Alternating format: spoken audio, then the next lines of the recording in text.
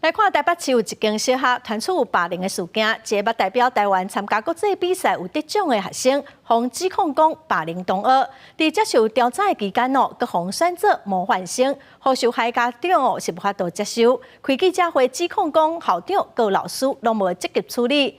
台北市教育局承诺讲，卖来调查这个校长和老师在处理的过程敢有问题。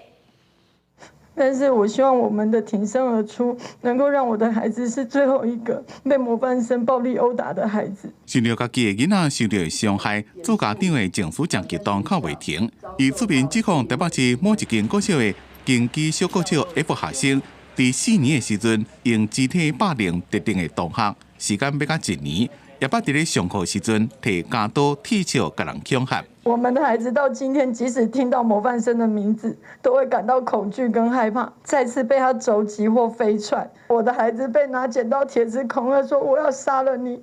代课老师还可以装作没看到。这不是一般小朋友的打闹嬉戏，这是一位代表台湾比赛、曾拿下国际奖项的竞技国手。这样的力气把我的孩子打到曾经喊疼痛，也因此去就医。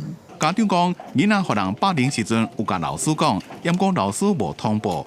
要让这个 F 学生伫咧被调查时阵，还阁做模范生，和受害家长无法度接受，讲学校的处理真消极。经过霸凌事件，新的一个学期能够有不一样的一些隔离的手段，学校都是拒绝的。不管是校长在处理过程当中，或者是老师是不是有知情隐匿。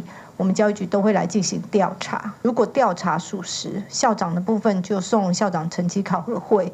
台北市教育局讲，所来会调查校长、老师伫咧处理过程中是毋是有违宪，另外将会要求各学校定模范生评选规范，做好相关的机制。记者综合报道。